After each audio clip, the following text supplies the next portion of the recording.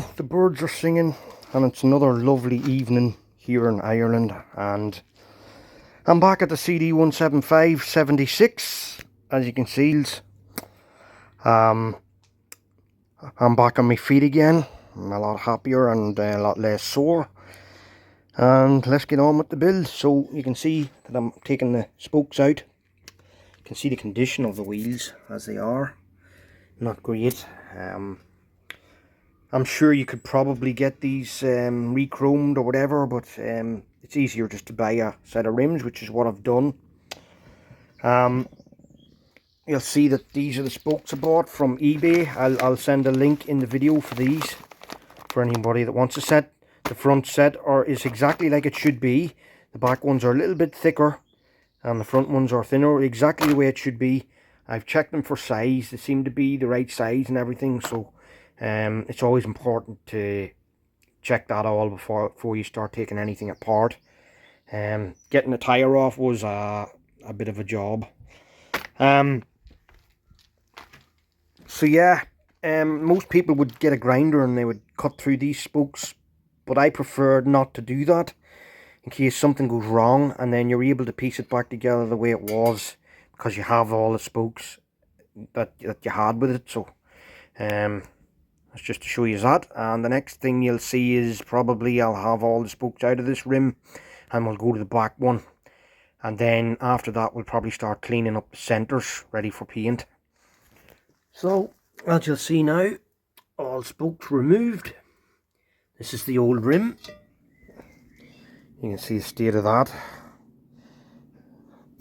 As I said earlier, it probably could be re-chromed, but the cost would just be as much as buying a new rim. Plus, I think these rims have actually been changed before, because there is no stamp on it to say made in Japan or stating the size of the rim or anything, and I think nearly every Honda had that. So that's making me question where they changed before. Anyway, I have this new rim bought, and I have the hub half cleaned up. You can see bits of black on it there. I don't exactly know what that is. Depends on what way you look at it, really. But I'm going to be painting them anyway. They're going to be silver, because I believe that they'll keep better if they're just painted silver. A lot of people polish them up and then lacquer them, but they don't seem to last that long when you do that. I think the silver paint looks better for longer. These are nicer rims. D.I.D rims. Pretty good quality, quite heavy, and exact same size as the other ones. So I'm happy to use them. I think I showed you the spokes earlier. This is the spokes that I got. I said I'd put a link in the description. I'll actually put a link for the wheels as well in the video, so you can get some for yourselves. But that's the front one, more or less prepared for the painting of the hubs, which I have no paint for them this evening. I'll have to wait until I have paint for them. Right, I don't know if I'm starting on the back one tonight because it's getting dark now. Maybe I'll manage to get the tire off it, we'll see. Well, that's it. I got the rear tire. I got a lot of the bits off this here.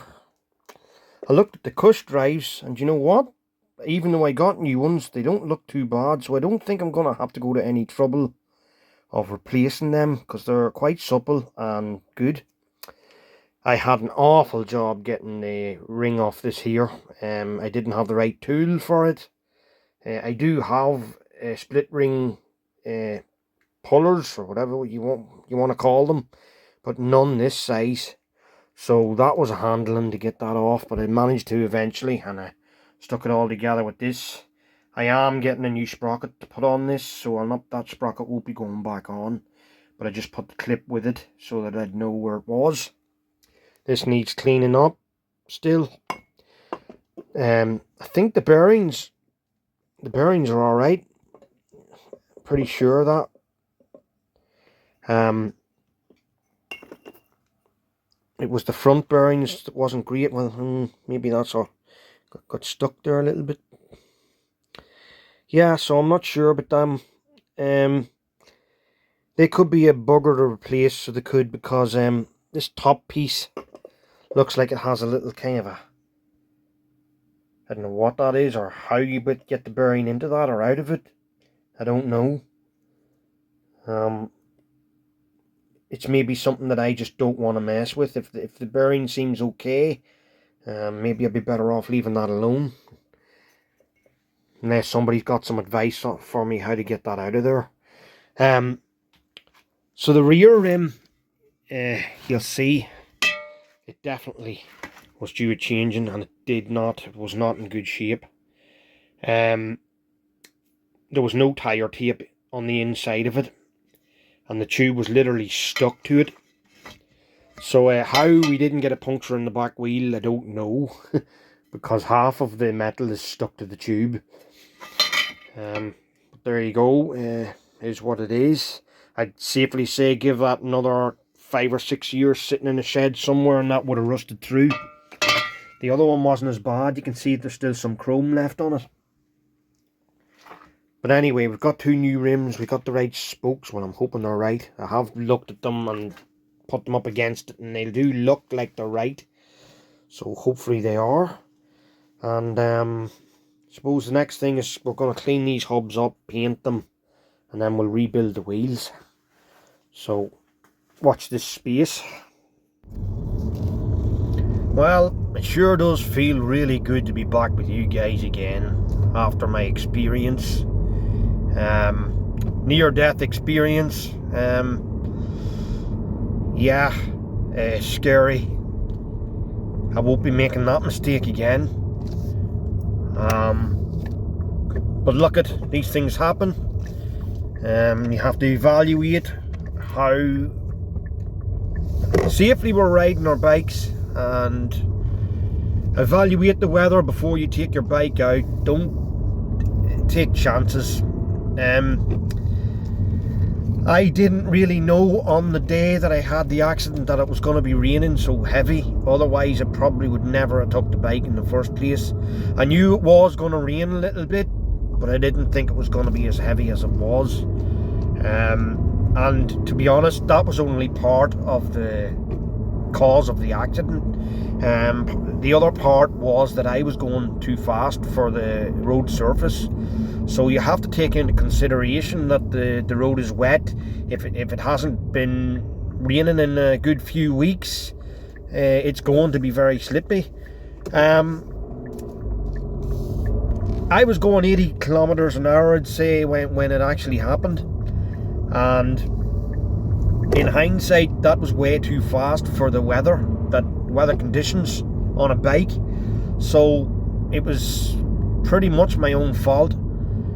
And I don't want it to happen to any of yous out there. So I want you to really consider the road conditions before you go out on your bikes. I still have 2 pretty good, decent sized bumps on the front of my legs. It's not bothering me that much because my legs could have been broken. I could be dead. I just missed a tree by a very narrow amount, so it could have done untold damage to me. It could have paralysed me for life, if not kill me. But I would have definitely expected at 80 kilometers an hour for it to kill me if I had hit the tree. So I want you to all be very careful out there, guys. I don't want you experiencing the fright that I got, and I'm sure there's quite a few of you out there who have. But I'm happy to be here, so take a leaf out of my book. Right, we're going to continue on with the 76. I finished up this evening. I just got the back tyre off the back rim, and I got the spokes taken out of it, as I showed you. But I just didn't get anything more done because I have to go away to the UK now to do a little bit of work to a little place called Chelmsford. So I have that to do, and I'll be back probably Thursday night. This is today is Wednesday. I'll be back. Today is Tuesday. I'll be back Thursday night, and hopefully at the weekend I was kind of hoping I'd get to paint the frame maybe. So I'm going to contact my friend Paddy, who you've seen in other videos, who I did the gold bike for, the gold Honda 90. I'm going to contact him and see if he will lend me the shed to spray the frame and all that. So watch this space, guys. There's a lot coming on the channel here.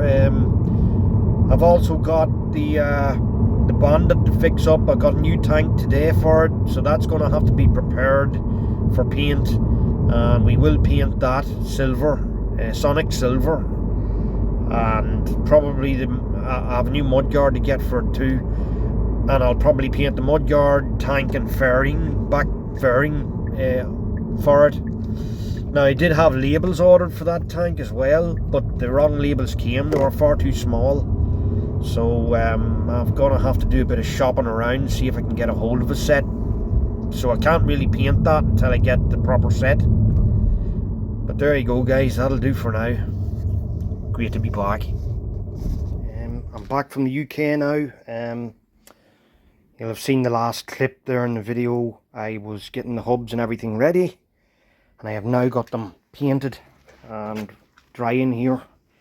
You can see just how much nicer they look, and they'll be nice now when we go to put on the new spokes and everything. So that's the progress I'm making. There was no point in me showing you all this because it's just me sitting there with a wire brush, wire wheel, and cleaning them up on the wire wheel. That's all it is. And then I just painted with a bit of primer and a bit of base coat and a bit of lacquer. Well, the lacquer wasn't really needed, but I put it on anyway just to give it extra protection.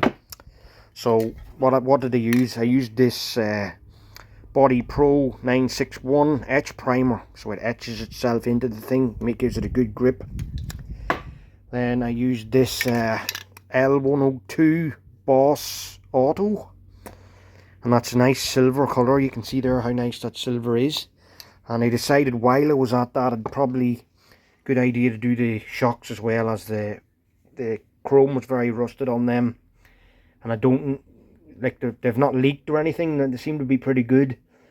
So if the owner wants to replace them later on with new chrome ones, he can do that, but I've left these silver for him just for now. So that's as far as I've got. I'm going to give him man a ring now and see if we can get over tomorrow to the shed to see if we can get this frame painted up. And we'll be well on our way then if we can manage to do that. So watch this space. Yep, so in this house Santa Claus comes more than once a year. You can see we're in pretty good shape here for the wheels. Hubs and all finished up. Rims, spokes. I, as I showed you earlier, done the shocks in silver. You can still see the pitting in them though, unfortunately. But it's just something he's going to have to live with or replace them. One of the two. Hubs, rims, new sprocket, as I showed you earlier. Maybe I didn't show you earlier that I got that, but I did. I got new sprocket, new chain, 2 new sprockets and a new chain for it. So that's that all there. I was talking to Paddy and going to be painting that frame tomorrow. Well folks, I'm back. I'm in Paddy's place here, and I'm just after putting my first coat of primer on the frame. As you can see, not looking too bad. But for anyone that doesn't do auto paint, I'll explain a little bit. This is what you call primer filler. So what it does is it primes the piece, but it also fills it. So any of the smaller scratches or things that would usually show up when you paint with a normal household type DIY sort of auto paint, this will fill them in, and you'll be able to sand over the whole frame, and it should come up looking a lot better and smoother. You can see I've done the swing arm, and I've done foot rests and everything, all that stuff. And over here I've got all the brackets for the engine and battery box and things like that there. There was parts of this bike that was pretty rough, and there wasn't much I could do with it, so in certain areas it's going to look a bit rough, especially here where you can see there's a few holes which I never got fixed. I found them too late in the game and just decided to leave them like that. As long as it's primed, it's going to keep the rust away, as long as it's treated. You can see up in under here there's been a little bit of pitting there. Not much you can do with pitting, you just have to treat the rust and paint over it. So when it comes to auto paints, you always get like and this is primer, right? So this is mixed at 4:1, so it'd be 4 times the paint to 1 time the hardener. That's the way that would work. And you have these special cups. I don't know if you can see that. That's my measuring cup there, and that's how you would measure it. So you can see that I have measured it out and that. It's taken it a bit longer to harden than I anticipated, but we'll get there. And then you have your paint. My paint's over here. This is gloss black, and that is mixed at 2:1. So 2 times the paint to 1 times the hardener. Now, a thing that I have learned over the years, and I find it doesn't matter how dirty a place you're spraying in. Obviously you'd pick the cleanest place you could get. This place is absolutely filthy, it's not clean, but it's got a very high ceiling, so there's not a lot of stuff dropping on top of it, I hope. And I've sprayed other stuff in here before and not had many issues. But the main thing that helps me is that I soak the ground. If you soak the ground, you can't rise the dust. A lot of the issues that comes with painting is that the air from the gun rises dust off the floor, and then what does the dust do when it goes to settle? It lands on your piece and destroys your piece. So what I do always is I'll soak the floor before I start, and then it can't rise any dust, and it does prove to be a big help. So that's where we are at the minute. I'm just waiting for this all to harden up, and then I'll give it a sanding with 600 grit paper, 6 or 8, maybe 8. And then when we're ready for the black coat of paint, and that's just paint mixed with hardener, so I won't need to lacquer that. There's 2 types of paint you can get. There's paint and hardener, which is what I've got here, or there's paint as in a base coat, and then you have a lacquer that you can put on top of the base coat. For frames and the like of them things, this is fine, it's 100% to use. For the like of metallic paint and that, you can't really do it that way. It has to be, as far as I know, it has to be two separate things, like the base coat then the lacquer. But look at, guys, that's as far as we're on. I'll give you another wee video now when I have the black put on, see how we got on. And after, I wouldn't say hours, but a long time looking round it to make sure I hadn't missed any bits, which it's very easy to do. This is our results. How's that look? Damn sight better than what it did before.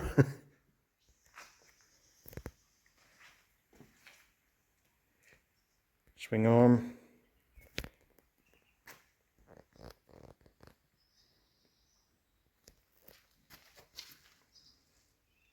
Side stand. It's all black. All the black stuff. And then over here, we've got all our brackets for fitting the engine. So you can see they've been painted nice and black. And we've got our battery box sitting here. Footrests and our toolbox. And that's it, guys. The next time you see me, I'll probably be lacing wheels for this during the week, hopefully. And the stand has been sent away to get a bit of welding done, the centre stand. So I'll be doing that. And it's time for me to clean up here and try and get this paint up my hands, which is not simple. And until next time, guys, Don't be afraid to subscribe to Demo 690 if you like what you see. And give me a thumbs up, because it really helps with my YouTube channel and getting out to more people. And more subscribers, more comments, all that stuff, you know, that all helps. So, thanks for watching, guys. Till next time.